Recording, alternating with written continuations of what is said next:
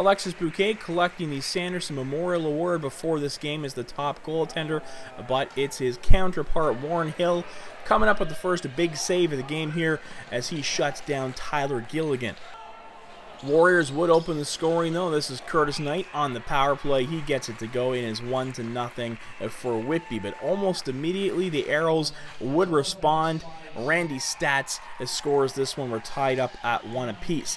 Late in the first period, extra attacker on, goaltender out. Riley O'Connor's going to rip it home. That's going to make it 2-1 for the Warriors. 3 seconds left on the clock when that one went in. Power play to start the second period here. 18 seconds in. Dan Lintner, he is going to make him pay. And watch this. Bottom of the screen, Riley O'Connor had flipped for Curtis Knight. Makes like he still has the ball, and Knight fools everybody. 4-2 Warriors. Brendan Bomberry would score a pair of goals in the second period, including this one on the power play through Bouquet. Late second now, Arrows with the extra attacker on, but Bouquet comes across to keep this one out.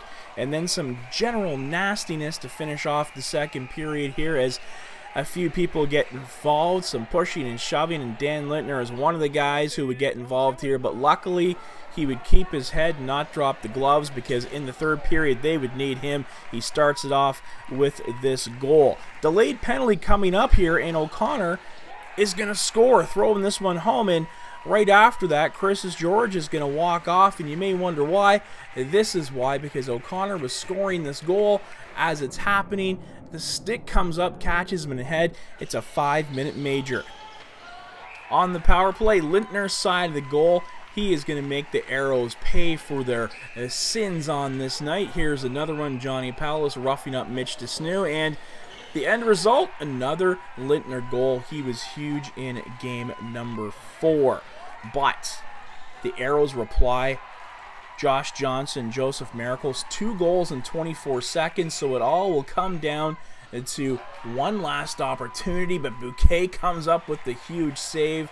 Warriors hold off some late pressure in this one. Some shades of game number 2 perhaps going through their heads, but the Warriors win it 8-7. The series is tied up at 2. It's all up for grabs now.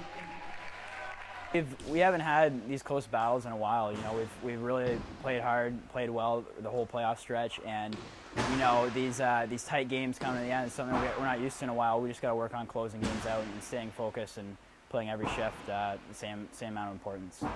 We really felt this was our best defensive effort so far. We really felt like the last games we didn't give the same effort we have in the past, and it was nice to really stand strong at the end there and hold them defensively. You know, when we play within our systems, we're a pretty effective team, both on the O side and the D side, so it's a matter of just sort of reeling in some of the emotions. It's pretty exciting lacrosse out there, so to get them to sort of come down and play within the system is a big challenge, and tonight they were able to do it.